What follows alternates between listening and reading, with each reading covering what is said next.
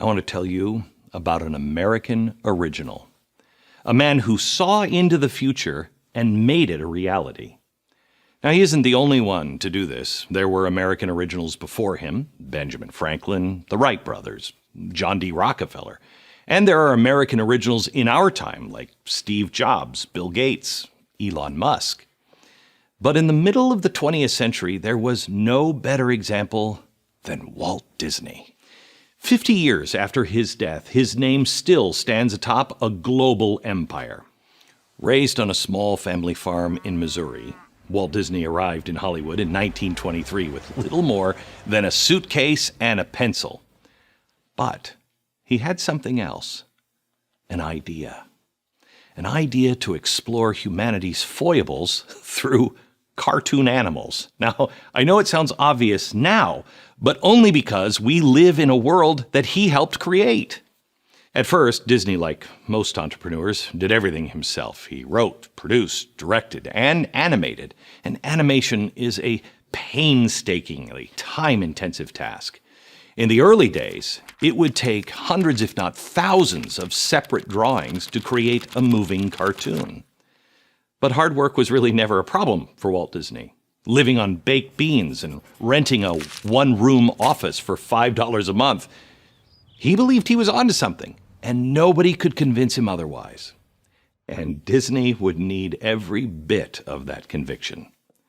Now, though the barriers to entry in Hollywood in the 1920s were low, the competition was cutthroat. But a charming rodent and the coming of sound allowed him to break through.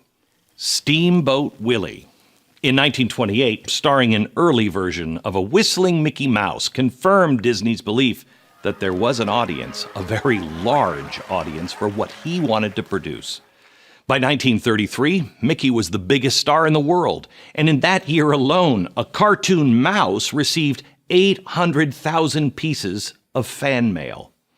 Within a decade, Disney had transformed his one-person operation into a major studio employing 1,000 animators. But Disney was a restless personality. He was easily dissatisfied with his own success, and he wanted to make a full-length animated feature. It couldn't be good. It had to be great. It couldn't be in black and white. It had to be in color. And it couldn't just be in color. It had to be art in motion. It would be very expensive, far beyond what he had ever spent on a single project. But money didn't really interest him. It was only a means to an end. That end? Snow White and the Seven Dwarfs. 3 years in the making. It was finally released in 1937, and it was an instant and phenomenal success, worth every dime spent, every heartache he had endured. Disney followed it with one artistic triumph after another: Pinocchio, Fantasia, Dumbo, Bambi. But by the late 40s, Disney's creative restlessness kicked in again. This time he had a new vision. He wanted to create a new kind of entertainment experience, not 2D, but a 3D world. He called it a theme park.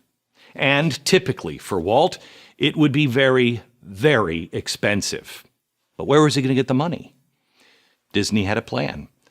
He would trade his known quantity, his ability to engage an audience, for an unknown quantity, this crazy theme park idea. He approached the 3 television networks, NBC, CBS, and ABC, with this proposal. He'd create a live-action TV show. In exchange, they would give him the money to build this theme park. Well, CBS turned him down. It was too risky. NBC couldn't make up their own mind. But ABC, the youngest and the least successful of the 3 networks, desperately needed a hit. They said, yes, please.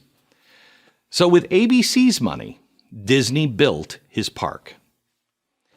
Disneyland soon became another iconic Disney creation, the fantasy destination of every child on Earth. And that's as true today as it was when it opened in 1955. Men like Disney are rare, but far less so in America. Why? Well, because traditionally, Americans, unlike other people in other countries, don't rely on the government to get things done, and ideally, the government stays out of their way. Americans instead rely on their own ingenuity.